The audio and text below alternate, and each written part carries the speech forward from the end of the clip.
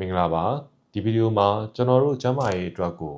ရေရှည်မှာနှလုံးသွေးတိုးစီးကျိုအဝါလွန်ရောဂါတွေမဖြစ်အောင်ကျန်းမာရေးနဲ့ညီညွတ်အောင်ဘယ်လိုနေထိုင်ပြုမှုစားသောက်အောင်လဲဆိုတဲ့အကြောင်းအရာလေးနဲ့ပတ်သက်ပြီးတော့ share လုပ်ပေးမှာဖြစ်ပါတယ်။ဘာကြောင့်ဒီဗီဒီယိုလေးကိုလုပ်ဖြစ်ဖို့အတွေ့ရလဲဆိုတော့လေမနေ့ကစင်ကာပူကကျွန်တော်ရဲ့အစာရင်ယောဂလူနာတယောက်အတွက်ပေါ့နော်အစာရင်ဈေးလေးတစ်လားစာလောက်တော့ဝယ်တဲ့ဈေးမှာ2သိန်းခွဲလောက်ကျတယ်။ဒီဘက်ကမှာဆေးဝါးတွေရဲ့တန်ဖိုးကမနည်းပါဘူး။အဲ့တော့ကျွန်တော်တို့တွေအသက်ကြီးလာလို့ယောဂတွေဖြစ်ပြီးမှကုမယ်လို့တွေးတယ်ဆိုရင်ကျွန်တော်တို့တစ်သက်လုံးရှာတာတည်းများပတ်စံကဆေးဘဝါးကနေတော့မကမိပါဘူးအဲ့တော့ကျွန်တော်တို့ကကျန်းမာရေးကိုငယ်ငယ်တည်းကကူးဆိုင်ဖို့လိုတယ်တောက်လျှောက်အသက်ကြီးရဲ့နှစ်ပေါင်းများစွာကျွန်တော်တို့ကျန်းမာရေးကိုတည်ဆောက်ဖို့လိုပါတယ်အဲ့လိုတည်ဆောက်ဖို့အတွက်အရေးကြီးတဲ့အချက်လေးတွေကိုကျွန်တော်ဒီဗီဒီယိုမှာ sharing လုပ်ပေးပါမယ်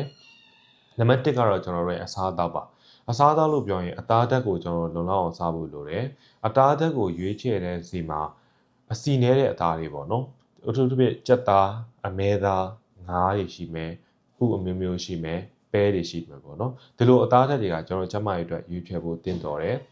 ကစီဓာတ်လို့ပြောတဲ့အခါမှာတော့ကျွန်တော်ဗမာနိုင်ငံမှာတော့ထမင်းစားများတယ်ဆိုတဲ့ကိစ္စပေါ့နော်ပြီးတော့အချိုအရန်စားတယ်အဲ့တော့အချိုစားတာတွေကိုလျှော့ပါအထက်ထပ်ပြုပြင်ပြောင်းလဲလာတဲ့အစားအစာတွေ ready made food တွေပေါ့နော်အထူးသဖြင့်တော့ဒီဘက်ကိဆိုရင်ကလေးတွေကြောင်းသွားရင်လည်းကျွန်တော်တို့အသားလုံးတွေသုံးတာများတယ်နော်ဒီအသားလုံးတွေကအရသာရှိတယ်ကလေးတွေလည်းကြိုက်တယ်မိဘတွေကလည်းပြင်ဆင်ရလွယ်ကူတော့ဒါကိုပဲတောက်လျှောက်သုံးကြတာများတယ်ဒါပေမဲ့ဒီလိုအသားလုံးမျိုးတွေမှာကျွန်တော်ကျန်းမာရေးကိုအဓိကထိခိုက်စေတဲ့ preservative လို့ခေါ်တဲ့တာရှည်ခံပစ္စည်းတွေအများကြီးပါတာကိုကျွန်တော်တို့သတိထားဖို့လိုပါတယ်လုံးဝမစားနဲ့လို့မဆိုလို့တခါတည်းရန်စားပါအမြဲတမ်းဒီဟာမျိုးကိုထည့်ပေးနေတာမျိုးတော့မလုပ်စေချင်ပါဘူးအထူးသဖြင့်တော့မိဘတွေကိုသိစေချင်ပါတယ်เนาะအဲ့ဒါလေးတစ်ခုပါနောက်တစ်ခုကတော့အစီပေါ့เนาะအစီဆိုတဲ့ဒီမှာကျန်းမာရေးနဲ့ညီညွတ်တဲ့အစီတွေကိုရွေးချယ်စားတောက်တတ်ဖို့လိုတယ်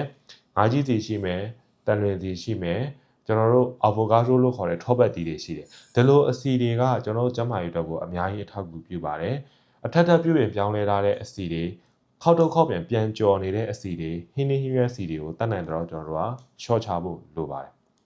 ဒါကတော့ကျွန်တော်တို့ကျန်းမာရေးနဲ့ညီညွတ်အောင်ဘယ်လိုစားသောက်ရမလဲဆိုတဲ့အကြောင်းအရာပါ။နောက်အနေထိုင်နဲ့ပတ်သက်ပြီးတော့ကျွန်တော်ဆက်လက်အရက်မူရည်ဆေးတွေဒီဘက်ခေတ်မှာဆိုပါတီဒရက်တွေဗိတ်တွေအားစားအားလုံးကိုတတ်နိုင်တော့ကျွန်တော်ဝဝေးမှနေဖို့လိုပါတယ်။ညဘက်အိပ်ဆက်တဲ့အချိန်ကိုအနည်းဆုံးတော့ကျန်းမာရေးနဲ့ညီညွတ်အောင်ည9နာရီနဲ့9နာရီကြားထဲမှာတောက်လျှောက်အိပ်ဆက်ဖို့လိုပါတယ်။ဒီဘက်ခေတ်မှာညဘက်အိပ်တာတွေနည်းလာတယ်။ night life တွေများလာတယ်။ညဘက်မှာကျွန်တော်ဖုန်းသုံးတယ်ကွန်ပျူတာကြည့်တယ်စသည်ဖြင့်ပေါ့နော်။ကျွန်တော် blue light တွေနဲ့အများကြီးအချိန်တွေကုန်ဆုံးတယ်အဲ့တော့ကျွန်တော်တို့တွေမှာညဘက်အိတ်ချိန်လေးကိုတတ်မတ်လေးလုပ်စေချင်တယ်